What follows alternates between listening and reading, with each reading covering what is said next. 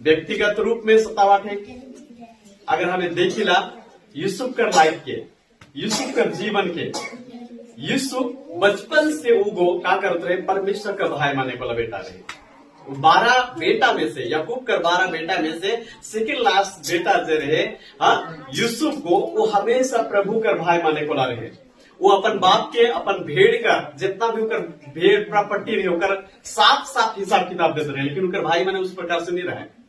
अर्थात वो निर्णय ले चुके रहे कि मैं परमेश्वर के साथ में ही चलबू, मुके जे व्यवस्था मिले उकर में ही चलबू।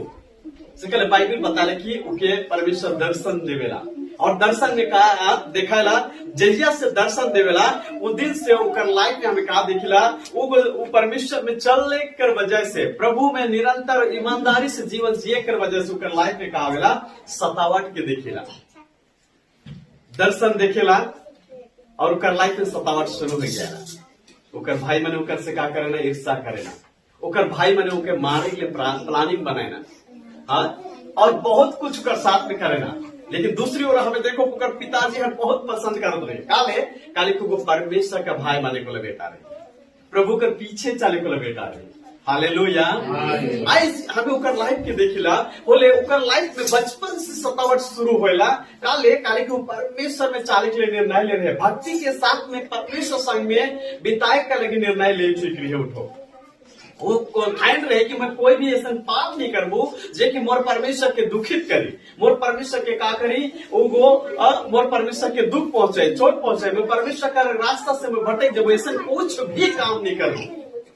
और वो निर्णय ले कि मैं परमेश्वर का पीछे चले को बेटा बनबू। और जैसे ही वो निर्णय लेवेला, जैसे ही वो दर्शन में परमेश्वर के दर्शन देवेला, हमें देखिला कि परमेश्वर के एक प्रधानमंत्री एक उच्च लेवल में लेके दर्शन देखेला।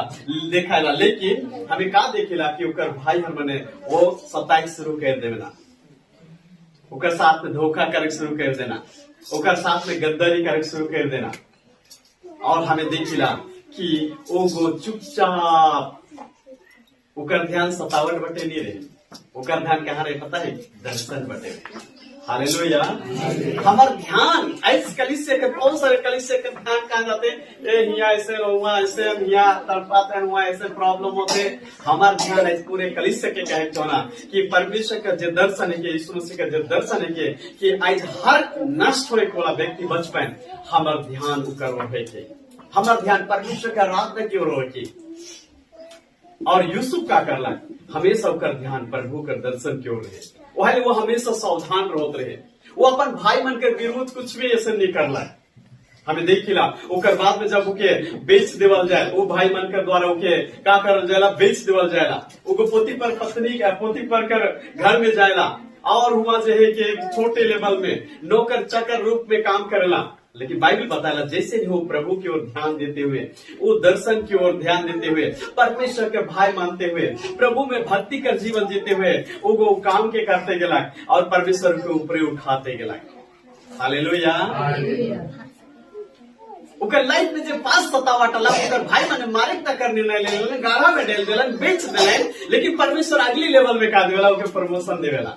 एक पति पर पत्नी में उकर घर कर हर संपत्ति के ऊपर उनके अधिकार दे दिला, सिवाय पत्नी के छोड़ के। उकर सतावट कर बाद में उकर प्रमोशन भी गया। Hallelujah, hallelujah. हमें फिर देखिला उकर जीवन में कि उकर पत्नी है, पति पर कर पत्नी है उनके व्यभिचार में फंसाई शुरू करला, और झूठा आरोप उकर में लगल गेला,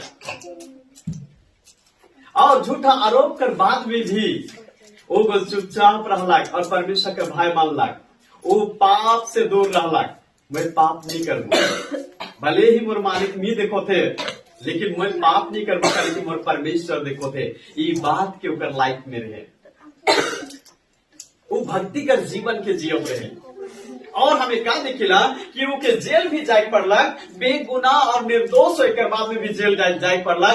फिर भी बाइबल का बताला कि वो चुपचाप रहला और प्रभु संगे प्रार्थना करते रहला, और प्रभु का दर्शन में शामिल रहला, और परमेश्वर के स्वतंत्र दर्शन से नहीं छोड़ला। और दो व्यक्ति आवे ना, खिलाने वाला पिलाने वाला, दो जन समस्या लेके आवे ना, और उकर लगिन भी वो प्रार्थना करेला। और उनकर लाइफ में जे घोषणा के रहे, जे दर्शन के बताए रहे, जे सपन कर मतलब बता रहे, वह उनकर लाइफ में होएला। लेकिन उमन भी भुलाए जाए।